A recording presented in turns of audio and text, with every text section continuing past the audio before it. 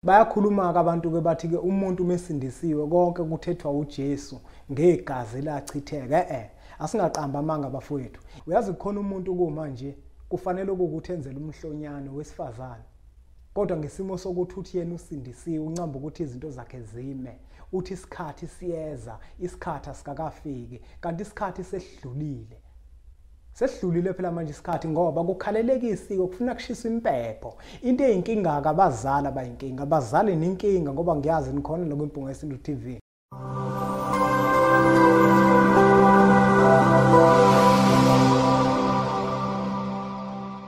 Kwathi ngithi kunina benkashana kamenzi yaphuza umlaza ngameva yaphula umlilo ngamahlamvu abanye bocima ngamanzi.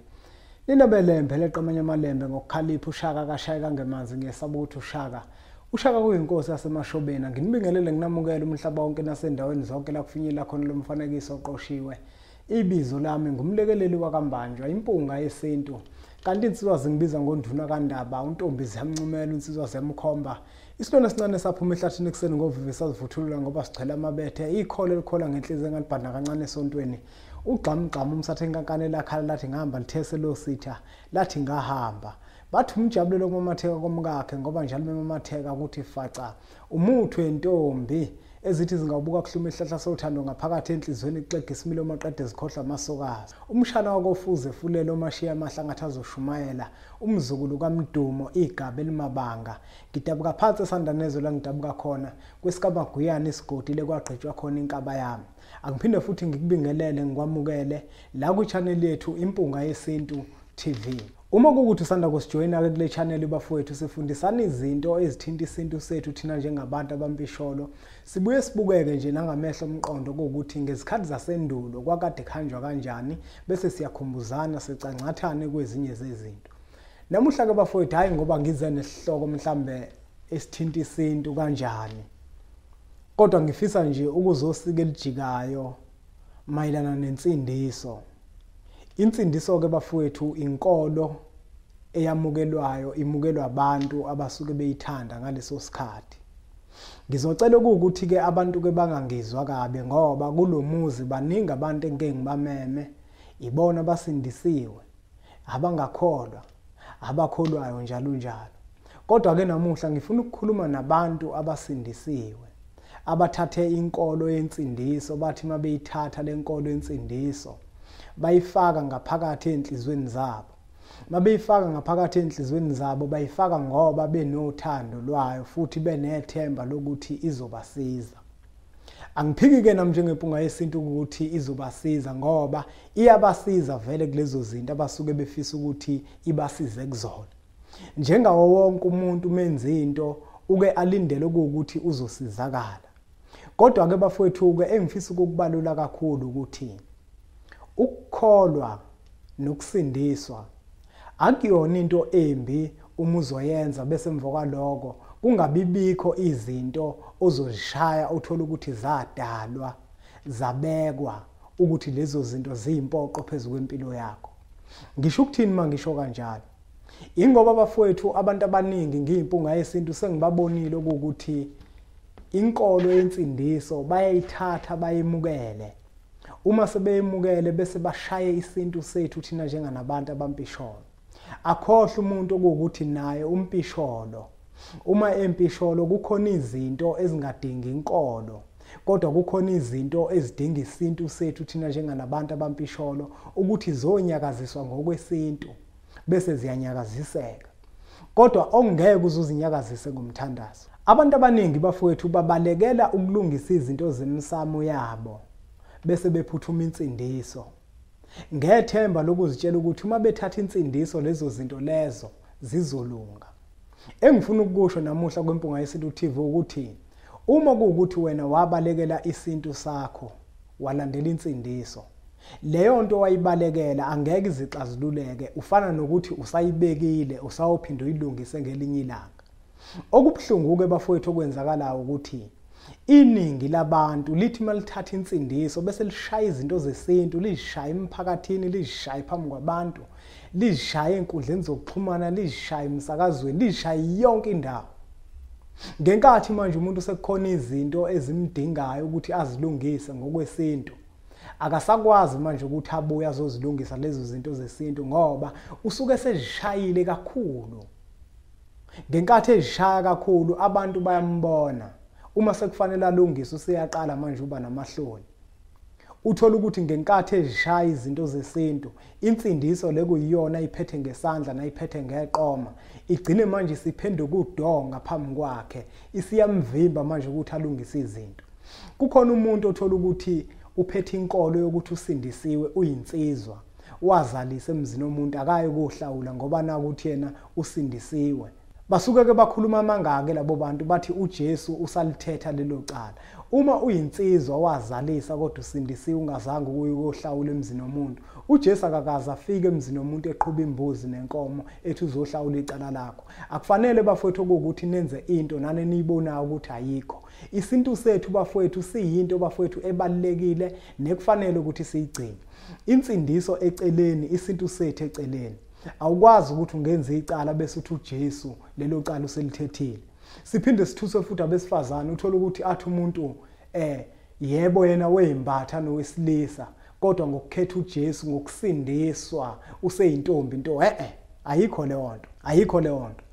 Asingadlali bafowethu abantu okanye sidlala befundisi bamanga basitshela inkohliso. Sigcine sesilahla isintu sethu, into ekuyiyona esifundisa inhlonipho nento esifundisa ukuhleleka. Bese manje sithathe inkolo manje ezobuye isuse endleleni ekufana ngabe sihamba kuyona.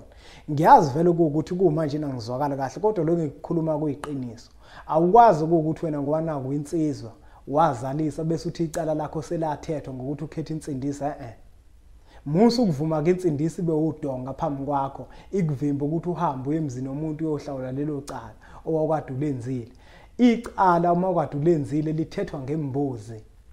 Kodwa uJesu ngendlela engeke ngizwe ngayo abantu mabechaza akalithethi icala, uthethelela izono hayi amacala. Kunomehluko phakathi kwesono necala. Icala lithethwa ngegazi, lithethwa ngembuzi icala. Bayakhuluma ke abantu ke bathi ke umuntu mesindisiwe konke kuthethwa uJesu ngegazi lachitheka. Asingaqamba amanga bafowethu. Into leyo eseyedlula ukuthi igazi laJesu lachitheka ngenkathi bembethele esiphambanweni. Alichithekanga manje. Manje awukwazi ke ukuthi uzokwenza icala manje ngo2019, wenza icala ngo2020, wenza icala ngo2021 bese uzokhuluma ukuthi lelo cala uJesu walithetha ngokuthi kwachitheka igazi lakhe kade lachitheka. Lokho mawukhuluma ngaleyo nto usukhuluma ngenkathi edlule. Thina sikhuluma ngenkathi yamanje. Khona umuntu manje uzalisile unkunzana umbhekile nje. Kodwa manje akayili ukolithetha lelo cala ngesizathu sokuthi ubambelele ekutheni yena usindisiwe. Ubambelele ekutheni yena konke kwathethwa ngegazi laJesu. Uyamuzwa lo muntu uthi ukukhuluma ngento edlule. Ukenkathini edlule kanti thina sikenkathini yamanje. Ukuthi manje wena wenza njani njengamanje njengoba uzalisile nje uyanini ukuhlawula. Walokhu uthwele ukuthi usindisiwe ngeqoma. Ukuthwalelana ukuthi usindisiwe ngeqoma. Kunokuba ugcina isiko nesintu sethu thina njengabantu abampishona. Ibhlungu lento bafowethu abantu abangavuma insindiso ibe udonga phambi kwabo. Kuhle ukuthi uhambe uye esontweni ufike usonto ukholwe njalo njalo. Kube mnandi kube njeya. Kodwa mase kufanele wenze into yakho eyisiko nento yakho eyisintu sakini. Ingalingi insindiso izikuvimbe.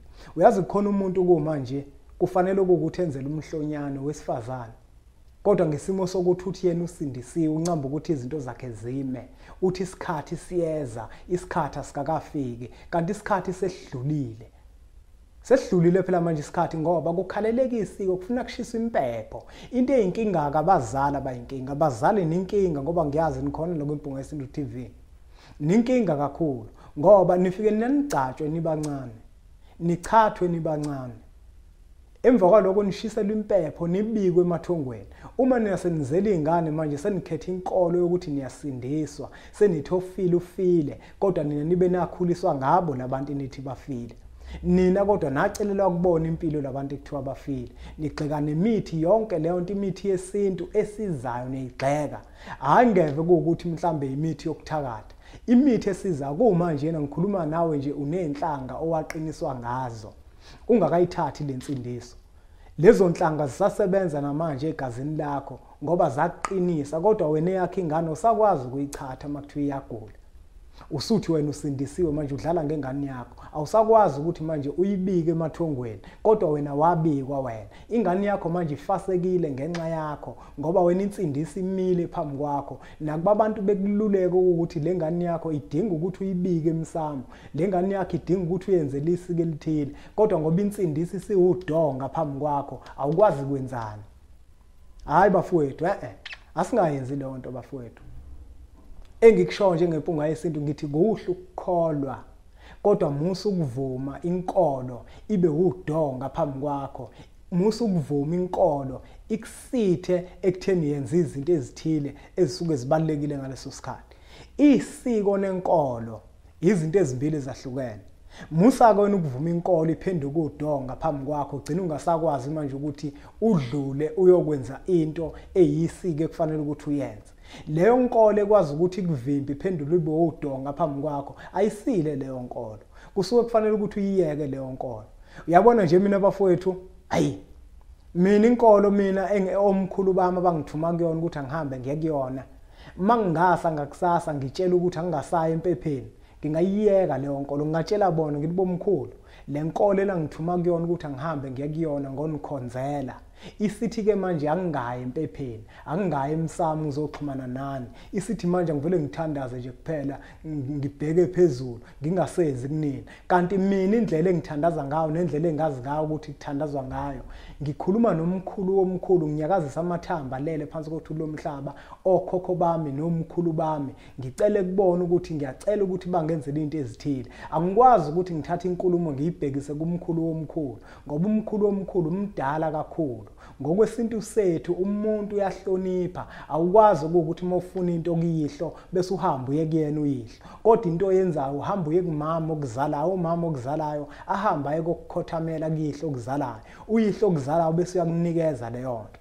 Kanjalo ke noma kuthiwa nami ke ngixhumana naye umkhulu womkhulu kufanele mangishisa impepho okanye ngithemeleze ngikhulume nokhokho bami ngicele kokhokho bami nomkhulu bami nobaba bami ukuba bangicelele kumkhulu womkhulu izinto ezithile engizidingayo nengifisa ukuthi zenzeke empilweni yami angikwazi ukuthi ngivele ngibhekise kuyena kangakanani kuma ke manje leyo nkolo sizongitshela ukuthi ke manje ngivele ngikhohle manje indaba okhokho bami ngingavele ngiyiyeke mina ngoba ngingabona ukuthi inkolo esisangene nawo ngayibona ukuthi isisangene ke manje mase ngitshela ukuthi akungasakwazi ukuthi ngiye empepheni. Impepho bafowethu iyona nkolo ekwakade kuhanjwa ngayo ngesikhathi sendulo. Iyona nkolo yethu ikugcina isintu namasiko nokuthemeleza nokuphahla yonke leyo nto. Hayi indaba ukuthi bafethu kuzofanele ukuthi ubambelele esontweni kuphela uguqa uthandaza into ongayazi ukuthi yangakuphi hayi ayifuneki leyo nto.